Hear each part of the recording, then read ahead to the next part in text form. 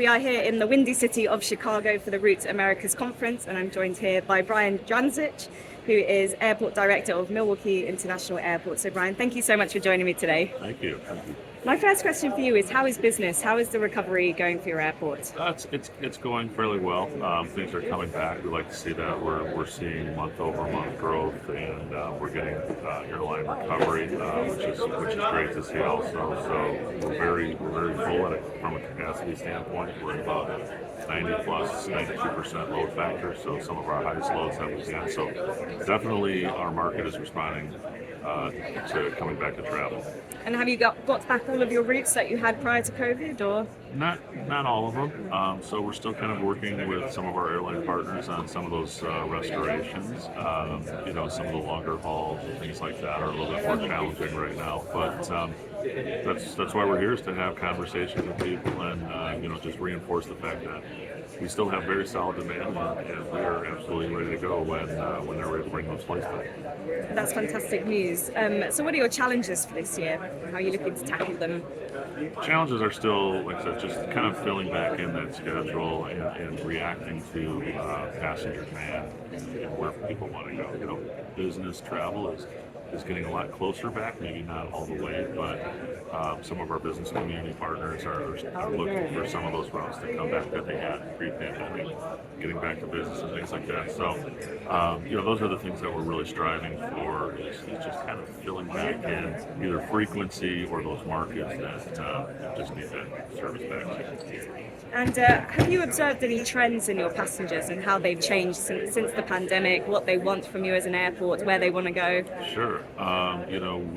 We're still, I think, seeing a pretty solid leisure base. I think some of the work trends have changed a little bit, right? People are blending some of their work with their leisure, having a little bit more opportunity that way, so it's changing. Some of the focus on where people want to go for our climate this time of year, still a desire to go to those warm locations, and so we've seen a lot more into warm destinations, Florida, Arizona, California, things like that. So that seems to be an emerging trend that may continue as we move forward. And you mentioned one there that I've heard before, pleasure.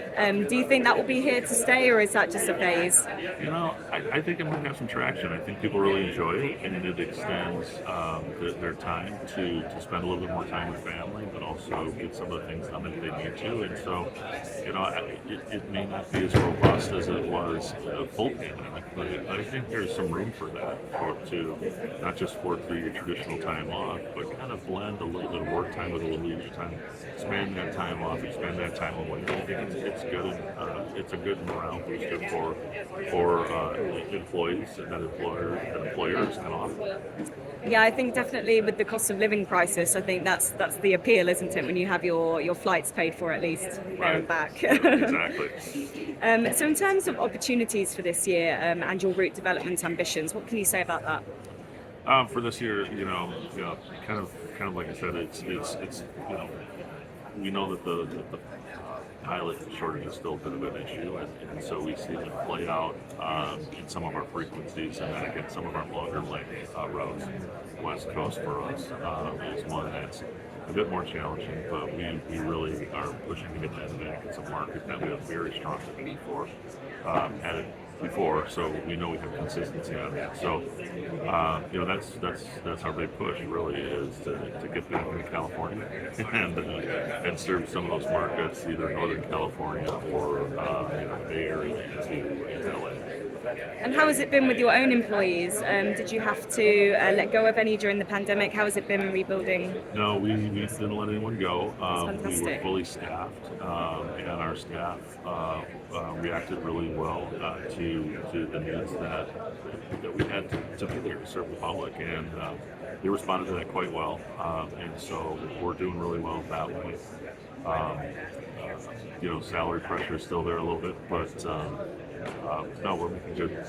We're very stable as far as that's concerned, but we're making some good ground on hiring.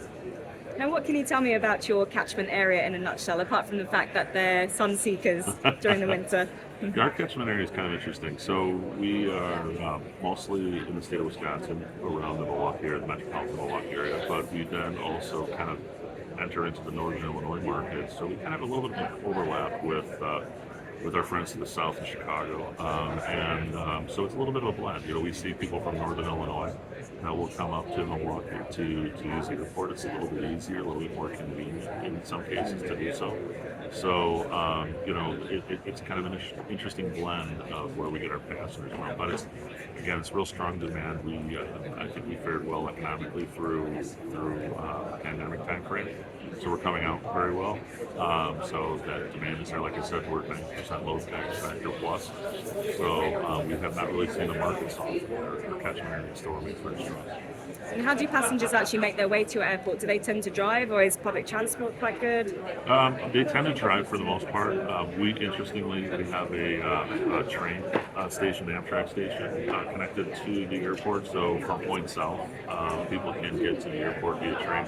I took it this morning to come down to the conference today. So it works very, very well. But most people are driving. Some people get dropped off.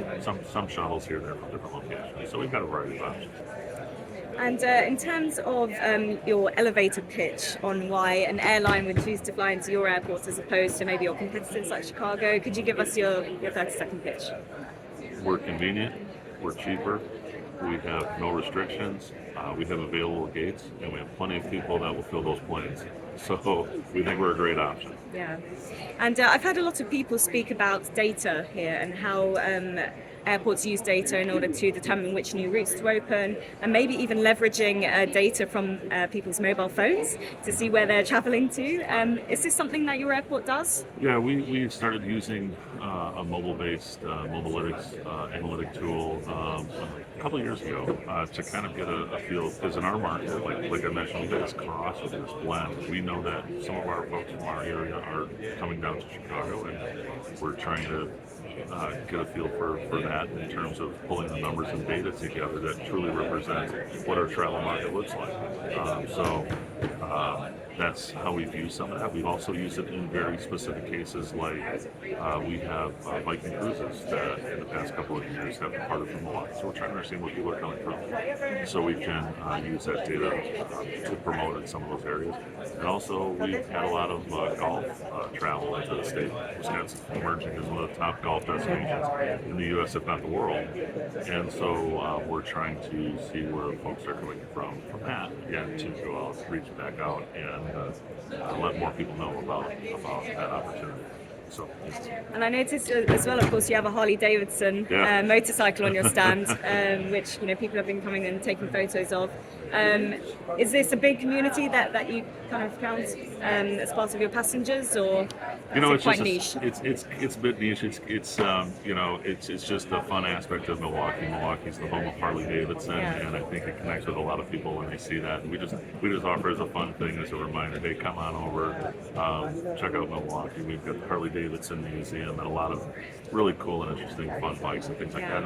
And Milwaukee hosts every 5 years a Harley ride, and this year, as a matter of fact, it's one of those years. So we're going to have a lot of people coming in for Harley. Now, a lot of those people are on their bikes.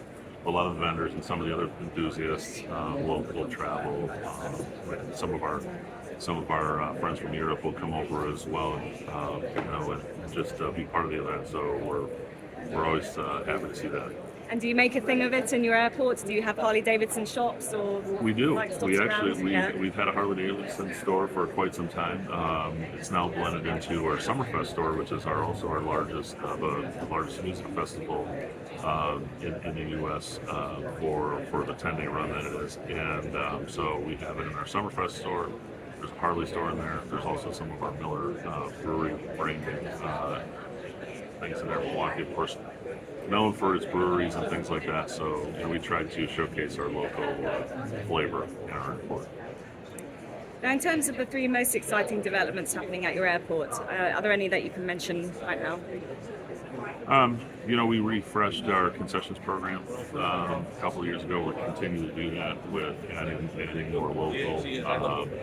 We're looking at redoing our ticketing area, and we have the Public and National Convention coming in next year, so we're gearing up for that. So we're just trying to do a lot of improvements and things like that to ready ourselves for just a lot of different people who are coming into Milwaukee who may have never seen the airport, the city before, and just try to get that good first impression with it. And in terms of when you work with your airline partners, how do you say to them that you're going to help market their routes for them? So I know that's very, very important. Sure, we work very actively with them. If they invest in us, as we like to think of it, right, we want to help them in that investment, and we use marketing dollars to work within the local community, get the word out through different advertising campaigns, notifications to some of our business partners, to some of our travel partners, and things like that, just to help get that initial service off the ground, get the awareness out on that. So yeah, we work pretty directly with our airline partners when a new city comes on board. It's worked out fairly well. I think our community is always really receptive to that. They want to hear that news that gets out in our local media and our our business journal. We just had a couple articles last week on that where they picked up on some announcements that Southwest made about bolstering their service. So those are the types of things that we do just to kind of enhance that awareness. Great. And finally, how is your business outlook? Are you positive for the future? I am. I think we're hearing good things. We're seeing that build back, and I know our demand is strong, and I think that's true not only for us, but I just think overall, as I see it, throughout the industry, people want to travel. That hasn't changed. They may be doing it differently, and that may mean different markets, but I think it's still going to be strong, and we just can't wait to fill those gates. Great. Brian, that was my final question. Thank you so much. Thank you.